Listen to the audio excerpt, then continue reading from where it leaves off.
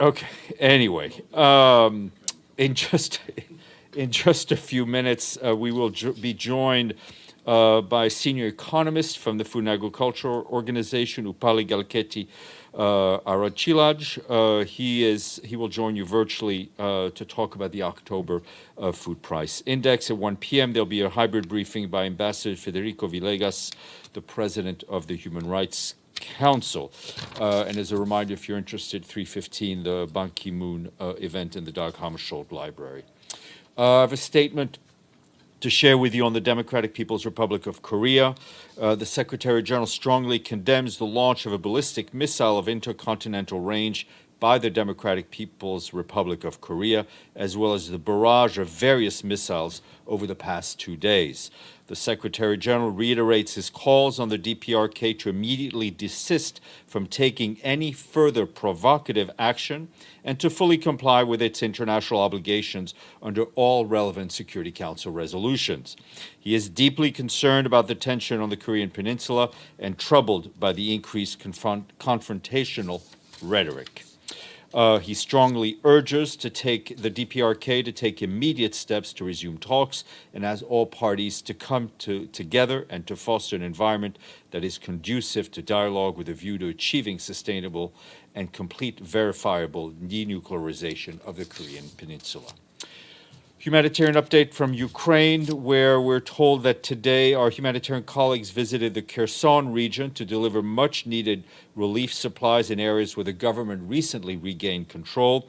As part of today's convoy, 11 trucks delivered winter supplies, water, medical kits, and high-energy biscuits to more than 7,500 people in 3 communities. The supplies are enough to cover the most immediate needs of the entire population, which has dropped from 37,000 to 7,500 people. Civilians in these areas of the Kherson region tell our humanitarian colleagues that they've been living under relentless hostility since the war began, and their homes and critical infrastructure facilities, including local hospital, have been destroyed. We're also aware of the power cuts in different areas due to attacks on infrastructure. At the same time, shelling reportedly continued in the city of Donetsk, resulting in civilian casualties and damaged power infrastructure. Some 7,500 people have been left without power, with schools having sustained damage. Meanwhile, the UN Secretariat of the Joint Coordination Center reported that yesterday 7 vessels carrying a total of 290,102 metric tons of grain, food products, are transiting in the maritime humanitarian corridor under the Black Sea Grain Initiative. We do expect an update hopefully later today. Moving to South Sudan, our colleagues from the peacekeeping mission in South Sudan are continuing their efforts to support the implementation of the revitalized peace agreement, which includes the organization of timely elections. This week, 100 members of parliament from the Eastern Equatorial State Legislative Assembly participated in a workshop organized in Torit by the UN Mission and the UN Development Program to strengthen their knowledge of parliamentary procedures. Separately, Mission and partners helped rehabilitate a primary school in the community of Ngolembo in western Bahr-el-Ghazal state. Schools in this remote areas were destroyed several years ago, and children were sometimes forced to attend classes under trees. UNMISS has worked under 32 school rehabilitation projects in the state in the past 2 years as part of UN efforts to ensure that children impacted by conflict have access to education.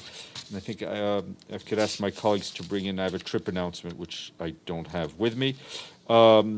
Meanwhile, turning to Sudan, Alison Diritu, Special Advisor on the Prevention of Genocide, expressed her concern at reports of resurgence of ethnic clashes in Blue Nile region of Sudan. She said she's particularly concerned that the violence and reprisal attacks have been fueled by hate speech and incitement to hatred, amplified through social media and ethnic gatherings. Ms. Ndiritu calls on all those in positive position of authority to do their utmost to institute conflict prevention mechanisms and to bring perpetrators of violations to account, no matter how high or influential. We have an update from Mali, where the peacekeeping mission there facilitated the first mobile court hearing in the town of Dire in the Timbuktu region 5 cases were brought before the mobile court, and the judge also met with local authorities and the investigation units of the police and gendarmerie to discuss ways to improve access to trial for victims. Over 2 years, access to justice in this area was hampered by insecurity, and the judge had to be relocated 120 kilometers away from his own jurisdiction. With the UN's mission support, the local administration gradually redeployed to Dire. The mobile hearing was held on the sidelines of a military operation undertaken by peacekeepers in Timbuktu region in support of the Malian armed forces to better protect communities. And ahead of COP27 in Egypt, our colleagues at the World Food Programme are calling on the international community to invest in building and the resilience of vulnerable communities living in Pakistan and other climate hotspots. They say the floods in Pakistan more than doubled the number of people needing emergency food assistance, bringing it up to 4.6 million men, women, and children. With large swaths of farmland still underwater, WFP says the autumn wheat planting season is now compromised. WFP has provided food, cash, nutritional, and livelihood support to more than 2 million of Pakistan's most impacted people. They're now working with the government and other partners to reach a total of 2.7 million people through May of next year, while expanding resilience-building activities. As usual, additional funding is required to carry out all of these activities. And this is what I was waiting for. Just to say that the Undersecretary General for Peace Operations, Jean-Pierre Lacroix, will travel with Courtney Rattray, the Secretary General's chef de cabinet, to South Sudan from the 6th to the 9th of November. The purpose of the visit is to meet political leaders, civil society representatives, and other key stakeholders in the peace process. The delegation will meet with our peacekeeping mission and the broader UN country team to discuss ways to further support the South Sudanese peace process. Together with other senior officials, they will also travel to Bor in Jonglei State to see firsthand the tangible impact of the UN's peace-building and humanitarian work on the ground. Undersecretary General Lacroix will then travel on to Khartoum in Sudan, where he will be joined by the Special Envoy for the Horn of Africa, Hannah Tete, for meetings with Sudanese officials about the situation in Abyei.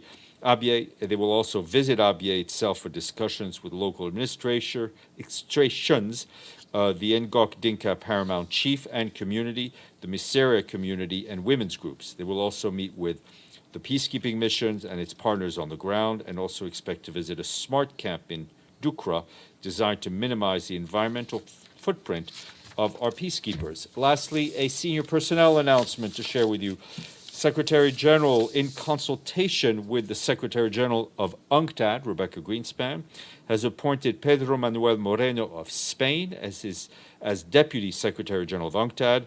He succeeds Isabelle Durand of Belgium, to whom the Secretary General is grateful for her dedicated service and commitment to UNCTAD. Mr. Moreno brings to his position substantive international experience in the UN and regional intergovernmental organizations, about which you can read in his bio, which is on its way to you. James. Yeah, North Korea then. Security Council meeting this afternoon. Who's briefing? Mr. Chiare, the Assistant Secretary General in the Political Affairs Department. And what is the Secretary General hoping could come out of that? You told us, I think, yesterday that he believes unity on this issue is very important from the Security Council.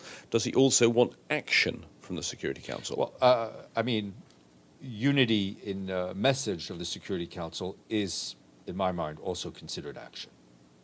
So, unity of message, that suggests he wants them to send a united statement.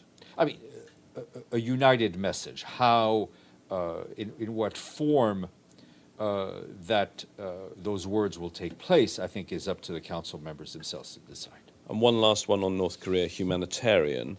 There's a $1 million check apparently being deposited by the UN in a North Korea bank account. This is reported by some of the websites that cover North Korea. And some concern from the North Korea analysts on exactly how the UN is going to make sure that money, that $1 million, goes to the necessary humanitarian projects. I will check. If you could send me that story, that would be helpful. Betul. Steph, thank you. I'll follow up on North Korea first. Has the SG ever talked to the North Korean leader?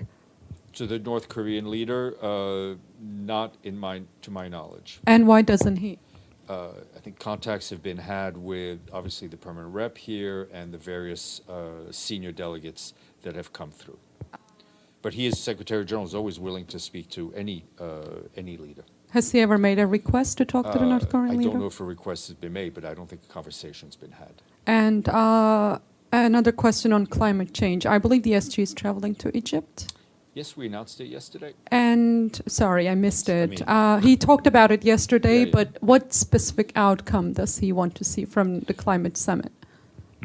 I really have nothing to add to what he said, I think, very clearly yesterday at the stakeout in terms of bridging most notably the solidarity gap and repairing the breakdown in trust, really, that we have seen recently. But I would refer you to his more eloquent words that he delivered yesterday. Yes, sir. Thank you. Today, Medvedev, the former Russian president, has depicted his country's so-called special military operation as, quote, Russia is fighting sacred battle against Satan, and that Russia had different ability to send all its enemies to fiery hell. So, any reactions from the United Nations to this escalation, or at least verbal escalation? It's an escalation of words. I'm not going to be dragged into doing commentary on comments. Natalie. Yeah, go ahead. Yeah. Don't break the mic. Stéphane, I have a question about that today, also in Russia, that Putin announced that he signs a law to mobilize Russians who committed serious crimes. I mean, we know... What? Sorry? To go on the war. Like, Putin signs law to mobilize Russians who committed... Mobilize. Yeah. Yeah. Okay. Sorry, go ahead. Yeah, Sorry, who committed serious crimes. Any reactions on that? I mean, they were on the war in Ukraine unofficially, of course. I mean, Ukraine army neutralized lots of them. You know, I understand your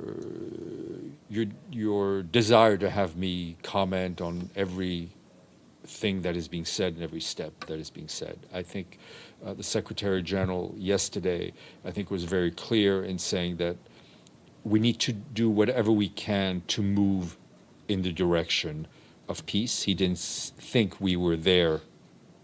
We're now currently there. But that's his focus and the humanitarian focus and the Black Sea Grain initiative. There's a conflict going on, and we're dealing with it in every possible aspect. And just a little question about, you mentioned about Kherson region and humanitarian aid. Stéphane, can you be more specific about the cities that got the three communities? I wish I had. I'll try to give you those names. Okay, thank you. Yep.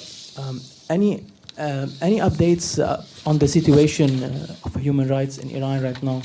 No, I mean, nothing more to say than I think the very clear words we've already used to describe the situation.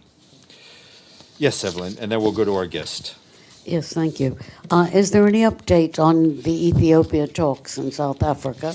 Well, I mean, and I have another question. The talks concluded, as you saw. They were hosted by the South Africans and the African Union. We have not seen, as of today, any positive developments on the humanitarian front that we could report on, which is really our focus right now. No access, yeah. Mr. Vakara and then Benno. No, I have one more Sorry, question. yes, go ahead. If you could put your microphone closer, please. In Kherson, the Russians have said that there's going to be fighting and the population should evacuate. Is there any news? Is Russia forcing people to evacuate to Russia? Well, we don't have any monitoring on that side of the conflict line. Stefano and then Benno. Yes, there has been any reaction by the Secretary General in the last couple of days on the declaration of General Haftar in Libya that he said, I'm close to taking a decisive decision to determine the path toward restoring the state, practically saying that is going to wage war. Well, I mean, if let's see what the declaration is. I mean, I think Mr. Batili's efforts has been towards unity of institutions, unity of leadership for the sake of the Libyan people. He continues his efforts in that direction. Benno. Thank you, Steph. So climate protests recently have seen a kind of an escalation. I think you know what I mean by that, people gluing themselves on the streets and stuff like this.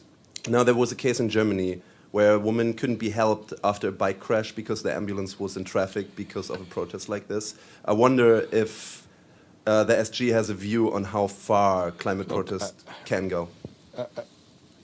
I think you're taking a very particular example. You know, there are protests everywhere for different reasons, and they have logistical impact, right? Which, but I doubt that the intent of whatever protests may have been had was to delay medical services. Everything has to be balanced. It is clear that there are a lot of people who are angry at the lack of movement, and the Secretary General shares that anger and shares that frustration. I mean, he's been pretty blunt. His arena is the diplomatic one. Others have a different role, and civil society has a role to speak up, speak loudly. There needs to be space for them. You know, we saw the youth movements a few years ago, and I think without those movements, I don't think we would have gotten the progress that we did get. So people need to be engaged, but obviously they need to be responsible in every situation, not to cause physical harm to others. Yes, please. Thank you, Stéphane. When can we expect Secretary General to deliver opening remarks at COP27? I believe that is on Monday. Yeah, and we'll share those remarks with you ahead of time. Stefano, and then I really would very like to quick. go to... I Yes. know that you answer questions on Twitter.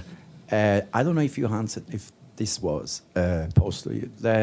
On Twitter or about Twitter? About Twitter. Yeah. About Twitter. Yeah. Yes, I do because all sorts also of was silly things on Twitter. Yeah. it was asked also to the president, to the spokesperson of the president of the United States.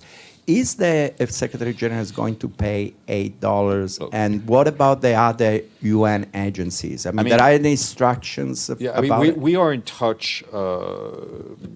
We are in touch with Twitter, and we're all seeing in the news the fast-moving developments. Obviously, if things firm up, we will need to evaluate our participation, if and how the changes, including the fees for verification and the issue of content moderation, may impact how we communicate on Twitter. So we've asked some questions. We're waiting for some answers, but obviously we will draw conclusions based on what we hear. Yep. Are you confident the person you're in touch with in Twitter is still in their job? Oh, it's Friday. It's Friday.